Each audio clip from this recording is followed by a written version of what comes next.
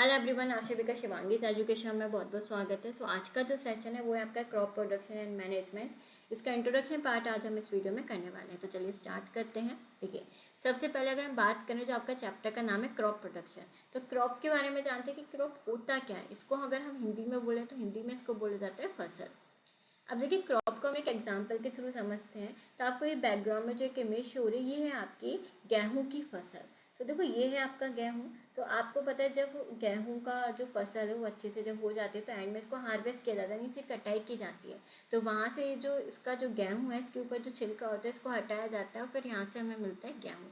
गेहूँ आप सभी ने देखा होगा, कईयों के घर में गेहूँ ऑलरेडी आता है। जैसे आप आटे की चक्की पे जाकर आटा पिसवा के लाते हैं, या फिर किसी के घर में ऑलरेडी आटे की चक्की होती है तो वहाँ पे जाके आप वहाँ से पीस लेते हैं। तो यानी कि इसको गेहूँ को पीसने के बाद जो हमारे पास एक आटा यानी कि एक पाउडर फॉर्म में जो आता है, जिसे हम क्या बोलते हैं, आटा बोलते हैं। तो ये इससे हमें क्या मिलता है, चपाती मिलती है, फूड मिलता है, यानी कि खाना यानी भोजन मिलता है हमें।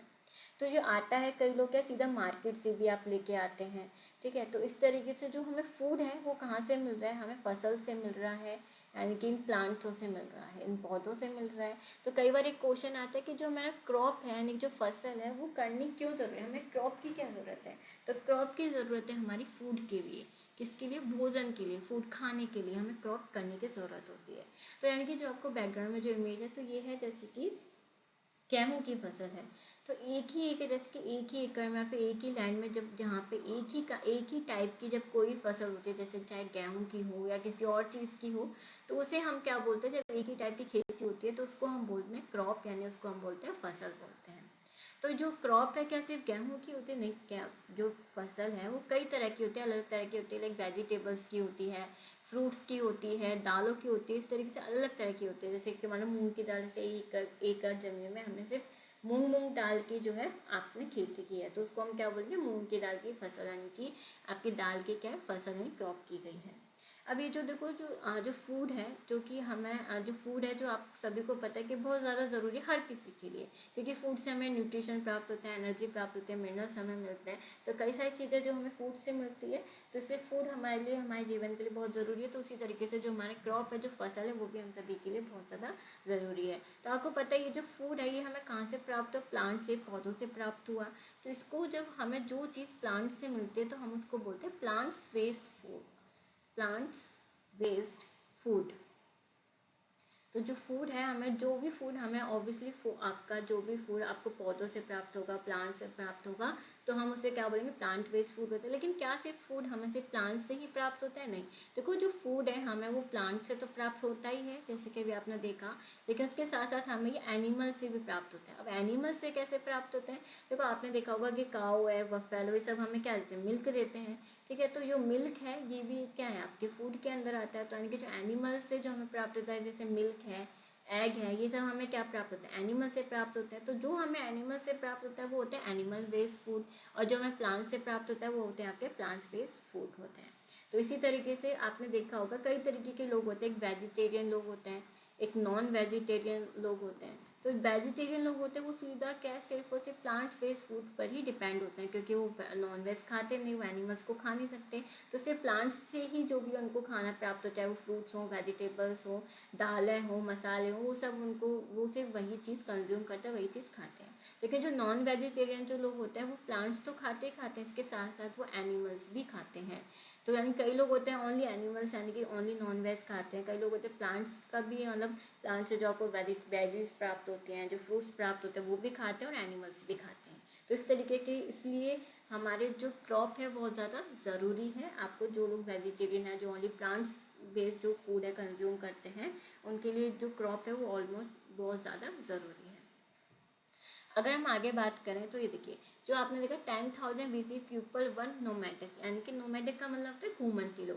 देखो, ये बात की जा रही है जो आज से 10,000 साल BC पूर्व की बात की जा रही है, जब लोग जो है क्या है, एक गुफाओं में रहते थे। जैसे सपोज वो इस जगह पर रह रहे हैं, ठीक है, यहाँ पे रह रहे हैं। अब वो लोग क्या है, कई बार क्या है, इस जगह पर रहे, जैसे मान लो 1 वीक रहे या 2 वीक रहे, क्यों? क्योंकि ये लोग क्या करते हैं, गुफाओं में रहते हैं, गुफाओं से फिर सुबह बाहर निकलते हैं और खाने की तलाश में, फिर रात में बाहर निकलते हैं खाने की तलाश में। जो एनिमल्स होते हैं उनको मारते हैं, उनकी हंटिंग करते हैं और उनको खा जाते हैं।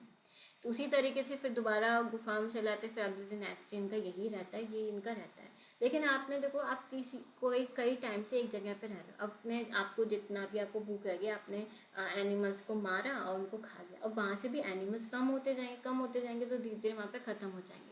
फिर ये क्या करते हैं, दूसरी जगह चले जाते हैं। कई बार इनको एटमॉस्फेयर, इनको सीजन वहाँ का पसंद नहीं आता, तो तब भी ये दूसरी जगह चले जाते हैं। फिर वहाँ पे कुछ टाइम रुकते हैं, जैसे मान लो 3 वीक रुक गए, 2 वीक रुक गए, 1 महीना रुक गए। फिर वहाँ कुछ रुकते हैं, वहाँ पे खा के फिर वो वापस से वहाँ पे जब जनसंख्या वहाँ पे एनिमल्स की ख़त्म हो जाती है, तब वो दूसरी जगह आ जाते हैं। तो इस तरीके से क्या है, वहाँ पे घूमते रहते हैं, एक जगह पर नहीं रहते, अलग जगह पर जाते रहते हैं। तो इन लोगों ने सोचा कि क्या हमें बार बार क्या इसी तरीके से घूमते रहना पड़ेगा, कि कभी एक जगह से दूसरी जगह, दूसरी जगह से तीसरी जगह, क्या ऐसे ऐसे ही करके चलता रहना पड़ेगा।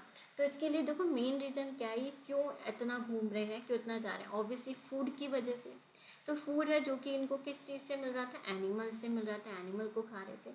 तो तब इन्होंने एक बार डिसाइड किया, इन्होंने देखा, इन्होंने सोचा कि सिर्फ आपको क्या एनिमल से ही फूड प्राप्त होगा, नहीं, इनको किससे प्राप्त हो सकता है, प्लांट से भी फूड प्राप्त हो सकता है। ऐसा नहीं कि एनिमल को पूरी तरीके से छोड़ दो, एनिमल से प्राप्त हो रहा है, उसके साथ साथ आपको प्लांट से भी जो फूड है वो प्राप्त हो सकता है।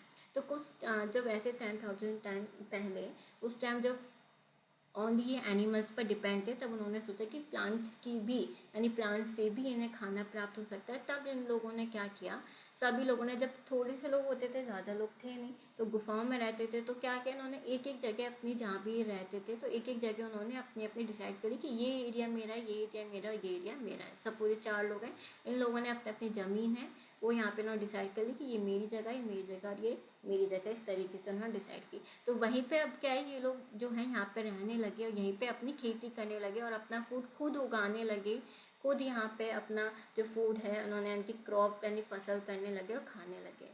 ठीक है, और यहीं पे उन्होंने धीरे धीरे क्या अपने घर बनाने लगे और यहाँ पे रहने लगे। इसी तरीके से सभी ने यहाँ पे ऐसा किया। तो यहीं से आपकी क्या एग्रीकल्चर यहाँ से शुरू हुआ, जब यहाँ से स्टार्टिंग इसके क्या एग्रीकल्चर की यहाँ से, ऐसा नहीं कि अभी मॉडर्न ज़माने अभी से एग्रीकल्चर शुरू हुआ, नहीं। जो ये एग्रीकल्चर की जो चीज़ है, जो ये जो कदम है, ये पहले 10,000 साल पहले ही, मतलब 10,000 साल BC पहले ही स्टार्ट हो चुका था। तो इस तरीके से जो हम इस चैप्टर में है, जो कई सारी चीज़ यहाँ पे इंट्रोडक्शन में हम पढ़ने वाले हैं, जैसे कि पहला इसमें एग्रीकल्चर प्रैक्टिसेस। एग्रीकल्चर जैसे कि मैंने बताया था, जो एग्रीकल्चर क्या था, कई तरह की, मतलब जैसे कि मान लीजिए यहाँ पे कोई भी एक लैंड है, क्या आप ये बताइए, क्या इस लैंड पे जितना भी आप खाना उगाओगे, क्या इस पूरी वर्ल्ड के लिए छोड़ो, क्या आप पूरी इंडिया के लिए क्या इतना काफ़ी रहेगा, नहीं, इतना आपके लिए काफ़ी नहीं रहता है। यानी कि एग्रीकल्चर के आपको बहुत बड़ा एरिया चाहिए होता है, ताकि आप वहाँ पे आराम से फसल कर सकें, और जो सबकी डिमांडेड है, जो सबकी डिमांड है पूरे वर्ल्ड में, पूरे इंडिया में, जो लोगों को खाने के लिए चाहिए, तो उन सब की चीज़ों को क्या पूरी किया जा सके। तो वही चीज़ क्या होती है, एग्रीकल्चर होती है, कि अब एक ही चीज़ के लिए आप काफ़ी लंबा टाइम, बहुत ही लंबे एरिया में आप जो चीज़ करते हो वही आपकी क्या होती है, एग्रीकल्चर होती है। और एग्रीकल्चर ऐसा नहीं है कि सीधा बस आपने बीज बोए और एग्रीकल्चर में बस बीज बोए और पौधा हो गया और वहाँ से आपको खाना मिल गया, नहीं। एग्रीकल्चर करने के लिए बहुत सारे स्टेप्स होते हैं, बहुत सारी चीज़ें होती हैं, आपको धीरे धीरे करना, वो हम आगे सेशन में पढ़ेंगे। दूसरा होता है इसमें क्रॉप के बारे में पढ़ेंगे, उसके टाइप्स के बारे में पढ़ेंगे। क्रॉप के बारे में जैसे अभी नॉर्मल से मैंने आपको बताया था, और इसके जो टाइप्स होते हैं वो हम आगे पढ़ने वाले हैं। और basic practices of crop production, जैसे मैंने बताया कि क्रॉप हो चाहे एग्रीकल्चर हो, ऐसा नहीं है कि सीधा बीज बोया और आपका पौधा उग गया और आपको खाना मिलता है। इसके लिए बहुत सारे स्टेप्स होते हैं जो आपको करना पड़ता है, वो हम यहाँ पे पढ़ने वाले हैं। उसके बाद ही प्रिपरेशन ऑफ सॉइल। अब देखिए, आपने चलिए ठीक है क्रॉप है, फसल कर ली, लेकिन सबसे पहले मेन होता है सॉइल की। यानी कि देखो, आप एक ही तरह की क्रॉप नहीं करते, आप कई तरह की करते हो, चाहे वो वेजिटेबल्स की भी हो सकती है, फ्रूट्स की भी हो सकती है, दाल्स की भी हो सकती है, कई सारी चीज़ें हैं, अलग तरह की करते हो। तो अलग तरह की चीज़ें करते हो तो उनके लिए जो सॉइल है वो भी एक आपका, मतलब जो सॉइल है वो एक बहुत ही अच्छा होना चाहिए, जिससे कि आपका जो भी फ्रूट है या जो वेजिटेबल है बहुत ही अच्छा होगी। तो उसके लिए आपकी जो प्रिपरेशन होनी चाहिए सॉइल की, वो बहुत ही अच्छे से आपको पहले से करके रखनी पड़ती है। तो वो हम आगे पढ़ने वाले हैं। और एग्रीकल्चर इम्प्लीमेंट इसका ही पॉइंट है, इसमें हम देखेंगे कि किस तरीके से आप प्रिपरेशन करते हैं, आप सॉइल को किस तरीके से एग्रीकल्चर में इसमें इंक्लूड करते हैं। उसके बाद नेक्स्ट है आपका सोइंग।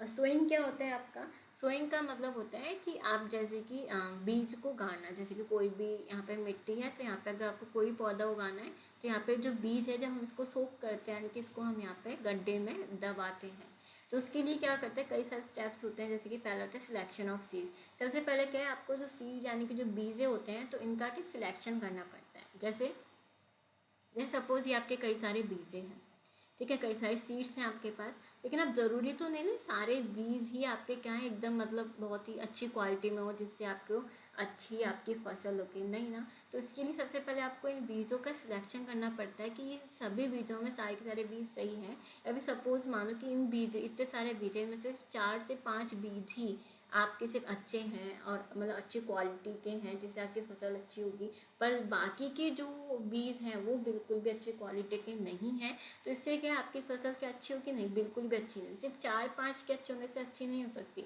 आप जो भी बीज आप सो कर रहे हैं वो सारे के सारे क्या आपके अच्छी क्वालिटी के और अच्छे से आपने चूज़ करने वाले जो बीज होते हैं वो होने चाहिए। तो इसी सबसे पहले हमें क्या सिलेक्शन करना पड़ता है सीड्स का। उसके बाद एक ट्रेडिशनल टूल है आपका, ट्रेडिशनल टूल से किस तरीके से हम यूज़ करते हैं, और सीड ड्रिल है, यानी कि आपने देखा होगा जो ट्रैक्टर है, जैसे कि मान लो एक ये बीज है मैंने यहाँ पे उगाया, ठीक है, एक बीज मैंने यहीं पर उगा दिया, एक बीज मैंने यहाँ उगा दिया और एक बीज मानो मैंने यहाँ पे कर दिया। तो इससे क्या आपकी प्रॉब्लम होती है कि देखो इस जब ये धीरे धीरे जब ग्रो होंगे तो इनको जगह चाहिए होती है। अगर कोई इतना पास आ जाएगा तो ये दोनों ही क्या अच्छे से ग्रो नहीं कर पाएंगे। और अगर हमने इतनी बड़ी बड़ी जगह में अगर इतना लॉन्ग डिस्टेंस में अगर हमने बीजों को ग्रो किया तो इससे फसल इतनी बड़ी फसल में सिर्फ थोड़ा सा ही हमारा अनाज उगेगा, क्योंकि इतनी सारी जगह जो है वो क्या हो जाएगी, वेस्ट हो जाएगी। तो हम सीड ड्रिल का यूज़ करते हैं, यानी कि हम जैसे ट्रैक्टर में आपने देखा हो ट्रैक्टर के यहाँ पे इस तरीके से कुछ होता है, तो वहाँ से क्या सीधा जो मतलब जो डिफरेंस होता है, जो गैप होता है इन सब में सेम होता है, आपके जो सीड हैं उनको अंदर गाड़ने के लिए। तो उस तरीके से हम आगे जब हम चैप्टर पढ़ेंगे तब आपको और अच्छे से बताएंगे। नेक्स्ट आता है इसमें एडिंग मैन्योर एंड फर्टिलाइजर्स। अब देखो आपको जैसे हमें जैसे न्यूट्रिएंट्स की ज़रूरत, बहुत सारी चीज़ों की ज़रूरत होती है, उसी तरीके से जो हमारी फसल है इनको भी मिनरल्स की ज़रूरत होती है, कई सारी चीज़ों की ज़रूरत होती है। तो वो क्या चीज़ पूरा करता है जो हम इसमें ऐड करते हैं, मैन्योर और फर्टिलाइजर्स का। तो हम इसमें डिफरेंस देखेंगे कि फर्टिलाइजर मैन्योर में डिफरेंस क्या होते हैं और एडवांटेज क्या होते हैं मैन्योर के। आगे अगर हम बात करें फिर उसके बाद आएगा आपके चैप्टर में इरिगेशन। इरिगेशन क्या होता है? इरिगेशन होता है कि पौधों में आप जो पानी डालते हैं उसको हम बोलते हैं इरिगेशन। जैसे कि मान लीजिए आप सभी के घर में कोई एक ना एक पौधा होगा, चाहे वो तुलसी का हो या कोई फ्लावर का पौधा, कोई ना कोई एक एक पौधा ज़रूर होता है।